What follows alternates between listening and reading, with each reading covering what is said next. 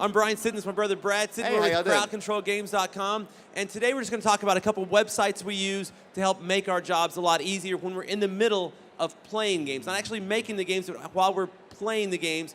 These are some ideas. So we're not necessarily going to go through and say these are the exact games you can play, but we're going to talk about 4 or 5 websites to kind of hopefully inspire you with some new ideas of how you can use the internets to make your games more awesome and make your youth ministry more awesome.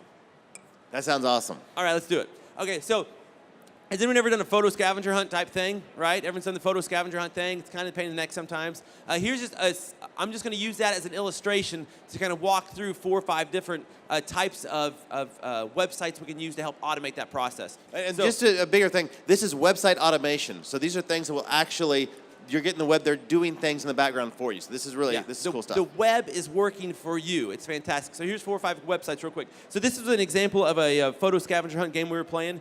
Made a quick visualizer of some photos, and we thought, well, how are the kids going to get their pictures into this app? Because that's what we want, right? And I want them not just in the church, run over with Polaroids and taking a picture and handing them to me. I want them to be all over the church building. I want them to be all over town, and they can be doing all kinds of fun, crazy stuff. How can they get that back to us? So here's just some basic ideas on how you can do that pretty quickly.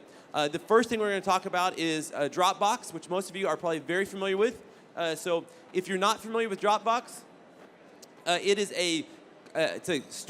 a file storage system up in the cloud that synchronizes across multiple files. So the beauty of this is my brother and I share a Dropbox account. Well, actually, we have 2 different Dropbox accounts. We share a Dropbox folder with each other. You can have multiple subfolders.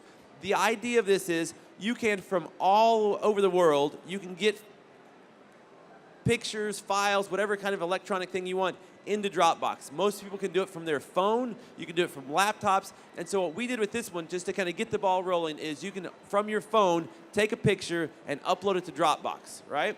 That's one option. The other option as well, and Dropbox has lots of different things. If you also are working in your youth room and you want to do some stuff there and you want to sync back to your youth office, you can do those types of things. Dropbox helps that all stuff tremendously. I highly recommend go check out Dropbox. But some of you are saying, you know what, Brian? I want people who don't have my Dropbox credentials to be able to send me files. I don't want to have to friend them and add them and share folders and files. I just want them to be able to send me those files. I want my youth interns or my youth volunteers to be able to get those files to me quickly from their phone. Okay, we found this app it's a website called Send to Dropbox. You should write this down. It's fantastic. Essentially what you do is you log in, you sign up for this. It's absolutely free if you want to do the free account. They got a paid account that does a couple more features, which is totally worth it, I guess. But I've never paid for it. All this does, it's real simple. You have to have a Dropbox account already, so you need to know your login and password for your Dropbox account. You go to Send to Dropbox, and it's going to say, okay, here's your new email address. If anyone sends an email to this address, I will drop that file into your Dropbox account. So if you're doing a scavenger hunt, for example, back to our illustration, you tell all of your people who are in the scavenger hunt from your phone, take a picture, take multiple pictures, and email them to this email address I'm going to send you, and it will magically float back into your Dropbox that you can then have being displayed up on your big room. So you can have real-time live feeds of what pictures people are taking from their phones.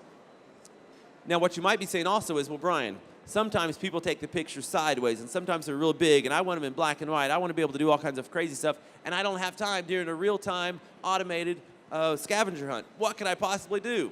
Well, I would recommend that you automate your Dropbox by using a website called, you might want to write this down, it's WAppWolf, WAppWolf.com, and it's essentially, it automates your Dropbox. And if you scroll down here, Brad, some of the things it can do are pretty powerful stuff.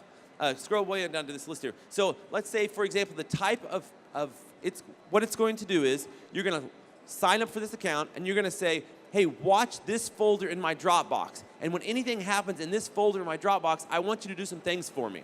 And you can decide what kind of things you want to do. If it's document, these are all the different things you can do. You can convert it to a PDF. You can upload it to Google. You can send it to your Kindle. You can you can do all kinds of fun stuff. You can do some audio stuff, video stuff. You can automatically upload it to Facebook for video. Whoa. Say that slower. You can do what? You can actually have a video. They email it to you through the bank. It shows up in Dropbox. This thing is watching your Dropbox account, and you said, hey, I would like all these, if a if a video shows up in this folder, I want it to upload to my Facebook wall or to a Facebook page. So if you have a youth group and you're sharing one Facebook account, you can send out all all your interns can just email you the file and it shows up on your Dropbox. So better. Back to the illustration of the photo scavenger hunt, you can also, for pictures, it can upload to Facebook and Flickr and all those kind of things, but it can also convert image sizes, it can downscale and auto-rotate, because the last thing you want when you're doing a photo scavenger hunt is to have a bunch of photos that look like this, right? And you can actually say auto-rotate and auto-scale. You can say auto-rotate? Yeah, auto-rotate. I got a cold. I know. I'm struggling. I'm struggling with the sinuses. I apologize in advance. I'm talking fast. I get excited. You can convert to grayscale. You can rotate. You can actually even put a stamp on top of it, like a watermark of your logo. And so there's a lot of fun things. I can't even talk about all of them because we only got about 5 more minutes left. Go check out WAppWolf. And then one other one I'd like to talk about is IFTTT. Have you guys ever seen this? Oh my gosh. IFTTT, no one? Oh, you're killing me. Okay. IFTTT, this is awesome. So fun. This is just a big, huge channel that says pretty much you can subscribe if you're a part of it. Wait, yeah. What's IFTTT stand for? That's good. I'm glad you said that. If any of you are into like logic type statements, this IFTTT stands for if this, then that, right? So if this happens, then that needs to happen. So if I receive an email, reply with this. If the weather's going to be cold, send me a text that says, bring a jacket. If all kinds of fun stuff. And so what it does is you subscribe to different channels that you're already using. So you might use Flickr, you might be email, you might use Dropbox, you might use Gmail, you might be on IFTTT, Google Talk, all kinds of things. You can actually set up to where if you ever receive a phone call, I want to then upload a picture to Dropbox. I mean, there's thousands of things you can do. And really, I can't even explain all these, but some of the things we've done is we've set up Google Drive accounts. If you guys ever use Google Drive, Google Talk, set up Google Talk where people can text in, and you can set up here and say, if I receive a text via Google Talk, then I want you to update a Google Drive spreadsheet with the text of that text. So you can actually build a spreadsheet based upon texting information. All right, does that make sense? So this is an SMS. I'm going to show them SMS channel. Okay, this is an SMS channel. So this is exactly how one works. You go through, and these are all the different types of things. There are triggers. So if this happens, if this trigger happens, then take this action. And each one of these channels have different triggers and different actions they can take. So for example, for this one, the types of triggers are, I can send any SMS, I can send any SMS with a certain tag in it, and then I can take these actions.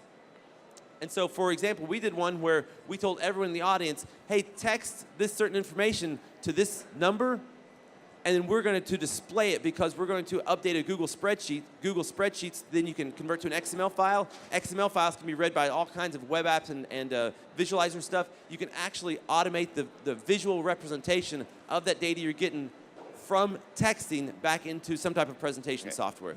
I've got, there's a Philips Hue, this is a cool story. The RGB lights. So you can buy these at the Apple Store, and it's an RGB LED light, and they're actually controlled by Wi-Fi. So you can get, it's like for 3 of them, it's about $100 for 3 of them. It's a Wi-Fi box with these 3 lights. Now you put them in my office, and then if I want to, I can make my room red, make it blue. It's a mood lighting kind of thing. But because it's Wi-Fi based, it can attach back to the IFTTT website. So what happens is I can say, if every time I get an Instagram, if someone likes me on Instagram, flash my lights real quick.